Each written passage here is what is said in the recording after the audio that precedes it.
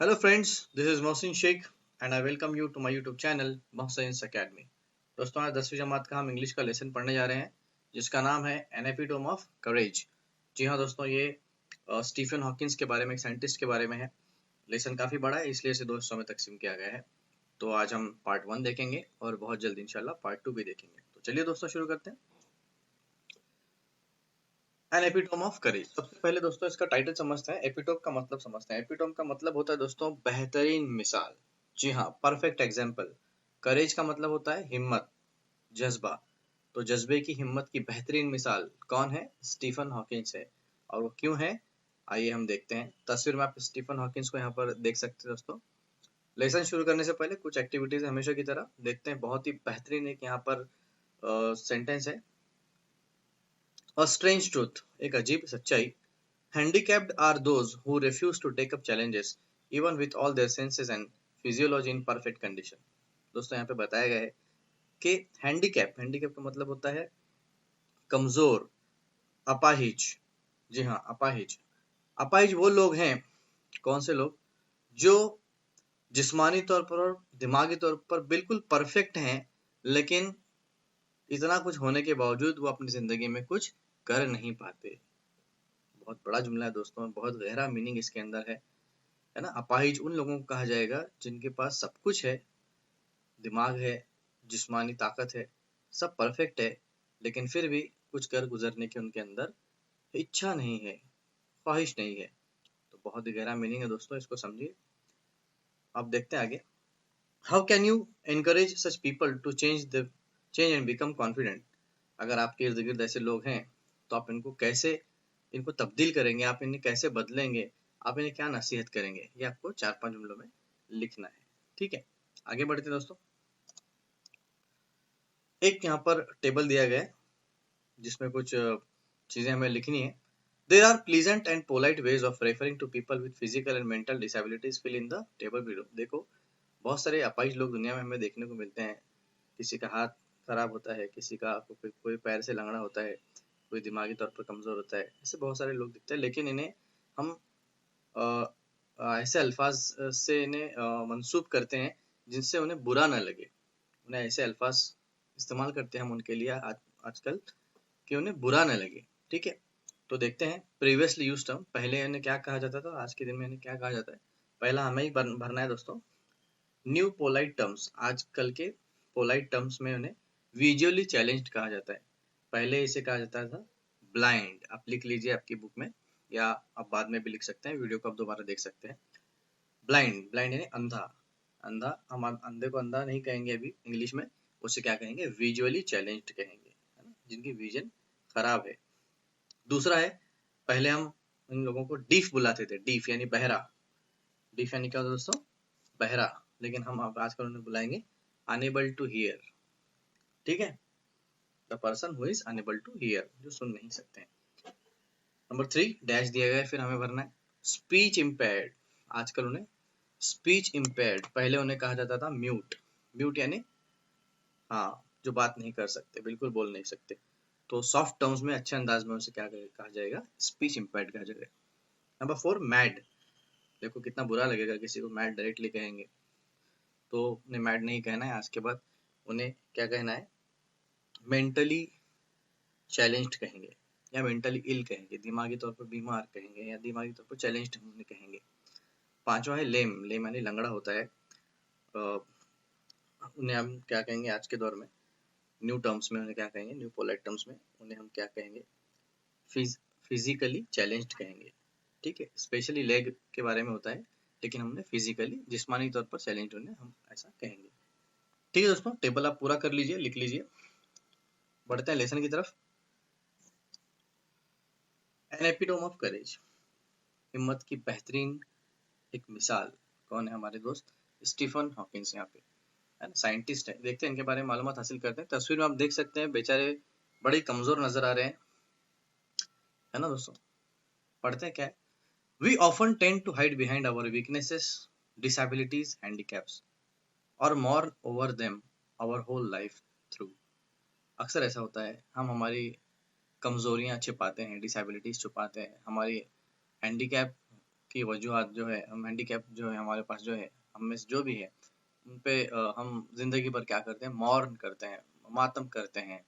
मातम मतलब मेरा हाथ ही ऐसा है, मेरा पैर है, मैं चल नहीं सकता, मैं लंगड़ा ही हूँ, या जो भी प्रॉब्लम्स हो सकते हैं हमारे जिस्मानी तौर पर, ठीक है, हम उन जिंदगी भर उन पर क्या करते हैं, मातम करते हैं। लेकिन स्टीफन हॉकिंस के पास इतनी कुछ हैंडीकैप होने के बावजूद भी उन्होंने मातम नहीं किया। दोस्तों, Stephen Hawking, one of the greatest scientist of this century, did not do so. उन्होंने ऐसा नहीं किया। In spite of suffering from a very rare and dreaded disease, doctor Hawkins continued his research undaunted. बहुत ज़्यादा physically challenge होने के बावजूद भी उन्होंने, बहुत बुरी बीमारी उनको होने के बावजूद भी उन्होंने हिम्मत नहीं हारी और अपना रिसर्च जारी रखा, अपना काम जारी रखा। His exemplary courage should inspire us to do our best even under trying circumstances.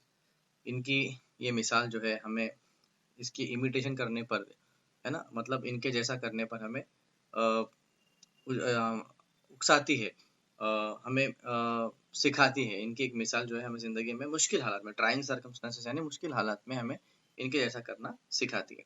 आगे, exactly 300 years after the death of the great scientist Galileo, बिल्कुल 300 साल के बाद, गैलीलियो के वफात के 300 साल बाद, गैलीलियो एक साइंटिस्ट थे जिन्होंने दूरबीन की इजाद की दोस्तों। Doctor Stephen Hawking was born, 300 साल बाद स्टीफन हॉकिंग पैदा हुए ऑक्सफोर्ड लंदन में on the 8th day of January 1942, 8 जनवरी 1942। Little did his parents know that one day their little boy would be hailed as one of the greatest scientists of this century. क्या पता था उनके वालिदैन को कि उनका छोटा सा बच्चा एक दिन पूरी दुनिया में अपना नाम करेगा और इस सेंचुरी का, इस सदी का सबसे बड़ा साइंटिस्ट बनेगा, साइंसदान बनेगा। Neither could anybody imagine that his mind would soar up into space like light. किसी ने नहीं सोचा था कि स्पेस में, खला में इनका दिमाग इतना दूर तक उड़ेगा। More importantly, none could predict that he would be the very epitome of courage. और किसी ने ये भी नहीं सोचा था कि साइंसदान, एक अजीम साइंसदान होने के साथ साथ ये जो बच्चा है, ये करेज की, हिम्मत की एक बेहतरीन मिसाल बनकर रह जाएगा। आगे दोस्तों, courage is a wonderful thing. It is that quality which makes people not lose heart when faced with great calamity. हिम्मत क्या है? हिम्मत वो चीज़ है जो इंसानों को बड़ी से बड़ी मुसीबत में भी अपना दिल खोने नहीं देती, हिम्मत नहीं हारने देती, है ना, और अपना जज्बा नहीं खोने देती, कमजोर नहीं पड़ने देती। हिम्मत वो चीज़ है। It would not be an exaggeration to say that Dr. Stephen Hawking, a living legend of cosmology, is the very personification of courage and hope.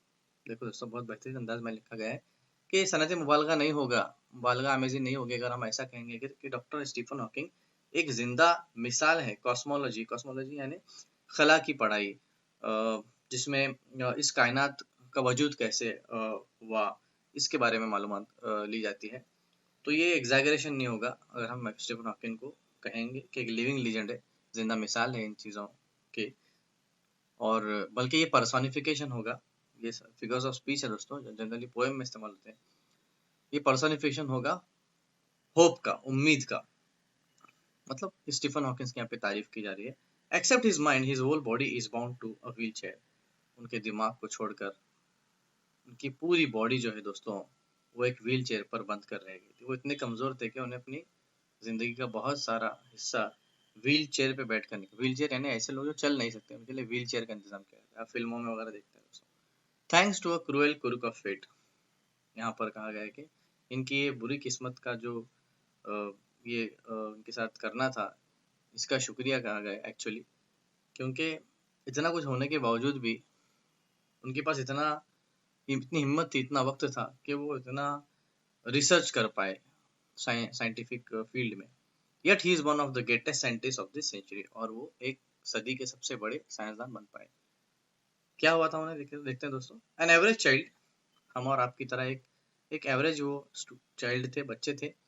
Stephen grew up to be a normal teenager, teenage की उम्र तक, 12, 13, 14 साल की उम्र तक वो हमारे जैसे एक नॉर्मल आम से बच्चे थे।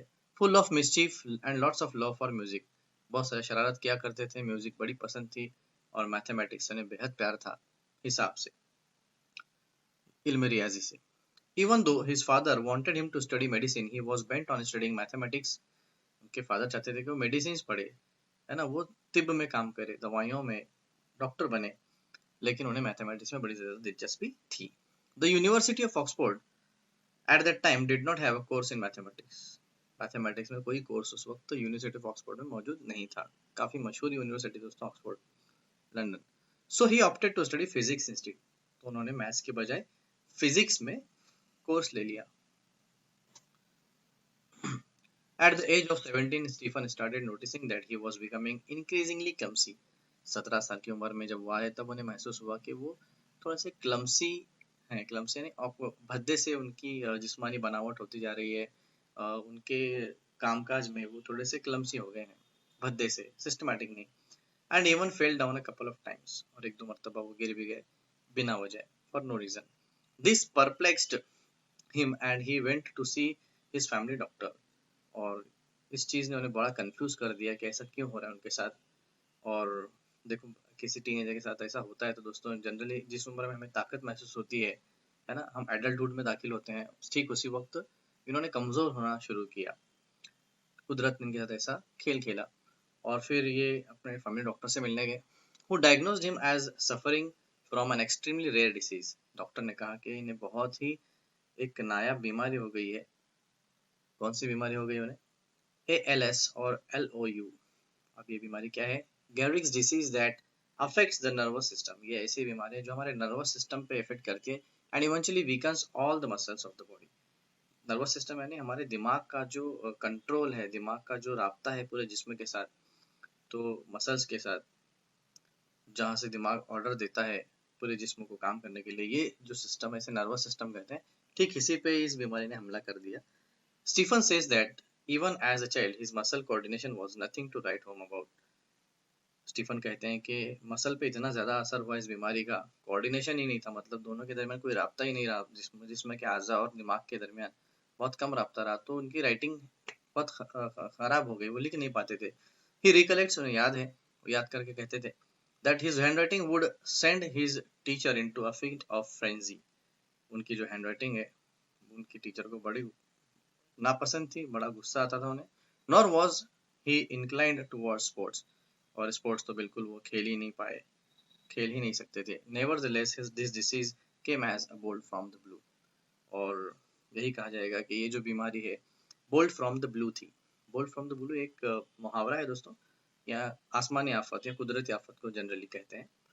तो पार्ट 1 हम यहाँ पे रुकते हैं दोस्तों, काफी लंबा ना हो, बोरिंग ना हो, इसलिए हम पार्ट 2 बनाएंगे और देखते हैं स्टीफन हॉकिंस आगे अपनी बीमारी से कैसे जूझते हुए अच्छे काम करते हैं, अपने साइंस की दुनिया में बड़ा नाम करते हैं। थैंक यू दोस्तों इस वीडियो को देखने के लिए। अपने दोस्तों से भी बिल्कुल इसको शेयर कीजिए।